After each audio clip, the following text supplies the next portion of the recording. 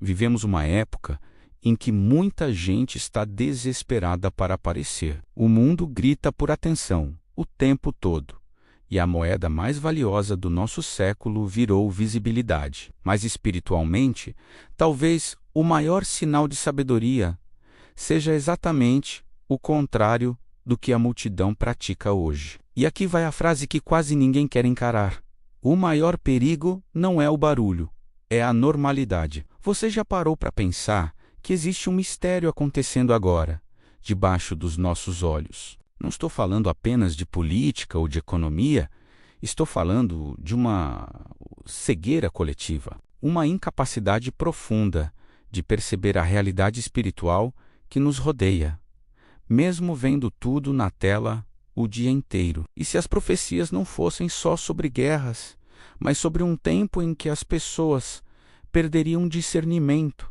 e esse tempo fosse agora? Hoje não estamos aqui para alimentar medo, nem para fazer especulações vazias sobre datas e horas que não nos pertencem. Estamos aqui para falar de discernimento e de como manter a lâmpada acesa, enquanto o mundo caminha para uma escuridão disfarçada de normalidade. Muitos sentem que algo está errado, uma tensão no ar, mas não conseguem colocar isso em palavras e ficam apenas cansados e inquietos. E a Bíblia descreveu esse cenário com uma precisão assustadora, mas não do jeito que os filmes costumam retratar. Muita gente acredita que o perigo virá apenas de grandes eventos, de crises visíveis, de um estrondo que pare o planeta. Só que a verdadeira vigilância começa muito antes de qualquer crise.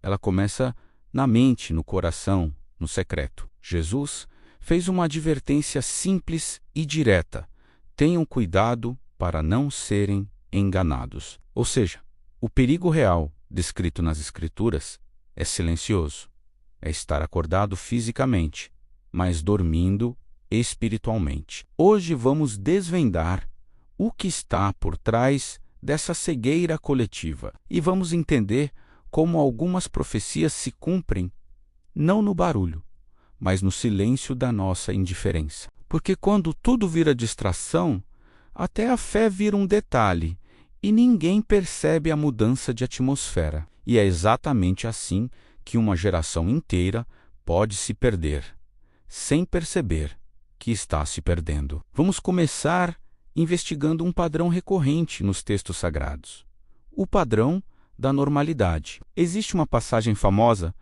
dizendo que antes de grandes colapsos, as pessoas estariam comendo, bebendo, casando e se dando em casamento. Não há nada de errado nessas atividades em si. O problema ali não era viver. O problema era viver tão imerso na rotina que ninguém percebia o que estava prestes a acontecer. Era um mundo seguindo normalmente, enquanto o relógio espiritual já tinha mudado por dentro. Nos tempos atuais, onde tudo é imediato, superficial e barulhento, essa normalidade virou anestesia. Nós normalizamos o caos, vemos tragédias e segundos depois estamos rindo de um vídeo curto, como se nada tivesse acontecido. Essa desconexão emocional não é acidental, é um sintoma de algo mais profundo, como se uma névoa tivesse descido sobre a capacidade de julgamento. As pessoas veem os fatos, mas não conseguem enxergar o significado, e isso é o coração da cegueira coletiva. E aqui está um detalhe importante: a cegueira não significa falta de informação, significa excesso de distração. A pessoa sabe o que está acontecendo, mas não tem profundidade para perceber o que isso está produzindo nela por dentro. Quem entende isso percebe que a maior proteção não vem de circunstâncias perfeitas. Vem de manter os olhos abertos quando quase todo mundo decidiu fechá-los. Porque a normalidade tóxica transforma o extraordinário em comum e o sagrado em ruído. Agora a pergunta inevitável é: por que essa cegueira é tão eficaz hoje? A resposta pode estar naquilo que consumimos. Porque a mente humana não foi criada para processar a quantidade de estímulo que recebe diariamente. Quando você sobrecarrega um sistema, ele trava. E, espiritualmente, quando somos bombardeados por estímulos, nossa sensibilidade também trava. E uma sensibilidade travada é o ambiente perfeito para engano, para frieza, para indiferença. Isso se conecta com aquilo que a Bíblia chama de esfriamento do amor. O amor exige atenção, exige tempo, exige pausa, exige presença. E se não temos tempo nem para nós, como teremos compaixão pelo próximo ou sensibilidade para ouvir a Deus? A distração é a arma perfeita, porque ela não precisa te proibir de ter fé, ela só precisa te manter ocupado demais para viver essa fé. E assim a alma se torna religiosa por fora, mas distante por dentro. Nem toda exposição é saudável e nem todo destaque vem de Deus. Muitas vezes, o que brilha na sua frente é só uma luz artificial projetada para ofuscar o que é eterno. Estamos trocando profundidade por novidade, e o preço disso é uma geração que sabe tudo sobre o último escândalo, mas não sabe nada sobre o estado da própria alma. E quando a alma não é examinada, ela é manipulada, sem perceber. Existe também uma sabedoria em não compartilhar tudo e em observar aquilo que a multidão ignora. Enquanto o mundo busca segurança em estruturas políticas, financeiras ou tecnológicas, o mistério da iniquidade trabalha justamente na confiança cega que depositamos nessas estruturas. A falsa segurança é o terreno fértil para o colapso, porque a profecia alerta para o momento em que dirão a paz e segurança, e então virá a repentina destruição.